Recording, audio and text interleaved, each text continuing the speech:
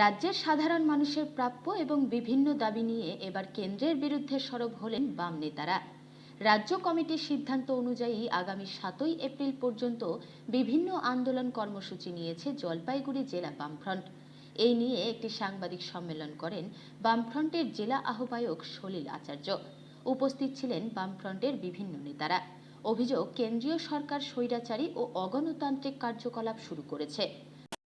এই দুর্নীতিকে কেন্দ্র করে রাজ্যে দেখতে পাচ্ছেন কেউ বেডে কেউ জেলে, অবস্থাটা বুঝে নিচ্ছেন, সবাই বুঝতে পারছেন, দেখতে পাচ্ছেন। এছাড়া আমাদের লক্ষ্য করছি আমরা যে ভারতবর্ষের অর্থনীতিটাকেই ঘায়েল করে দেওয়ার ব্যবস্থা হয়ে গেছে আদানি এবং মোদির বোঝাপড়ার মধ্য দিয়ে।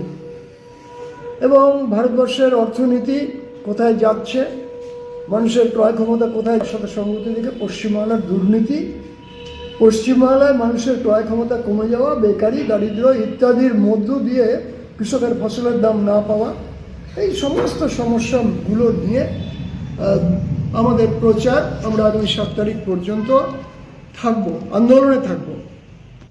এই আন্দোলনের অন্যতম বিষয় হচ্ছে রাজ্যের যেগুলো প্রাপ্য কেন্দ্রীয় সরকার দিচ্ছে না, আমরা মনে করি সেই প্রাপ্য আসা দরকার।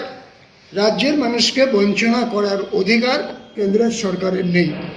100 দিনের কাজ বন্ধ হয়ে আছে, অনতিবিলম্বে সেই কাজ চালু করার কথা আমরা বলেছি। আমরা বলছি যে দীর্ঘ কেয়ার হয়ে গেছে মজুরি, সেই মজুরি দেওয়ার ব্যবস্থা করতে হবে।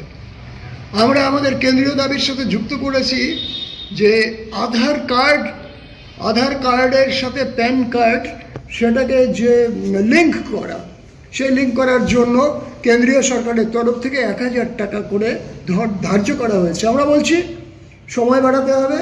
আমরা বলছি এই ক্ষেত্রে 1 পয়সাও ভারতবাসী দেবে না, এর দায়িত্ব কেন্দ্রীয় সরকারের। ফলে এই লিঙ্ক তাদেরকে করতে হবে, এই দাবি আমরা করছি। আমরা খুব দুশ্চিন্তাগ্রস্ত, গোটা দেশের গণতন্ত্রপ্রিয় মানুষেরা। ভারতবর্ষের সংসদ, উচ্চকক্ষ নিম্নকক্ষ যেভাবে করে ব্যবহৃত হচ্ছে, অগণতান্ত্রিক কার্যক্রম যেভাবে করে সংগঠিত হচ্ছে, আমরা এটা তীব্র নিন্দা করছি। বামফ্রন্টের পক্ষ থেকে আমরা মানুষের কাছে এই বিষয়টাকে তুলে ধরব। প্রসঙ্গক্রমে উল্লেখ করছি, রাহুল গান্ধীকে নিয়ে অবস্থান কেন্দ্রীয় সরকার নিয়েছে, এটা নিন্দা করবার কোনো ভাষা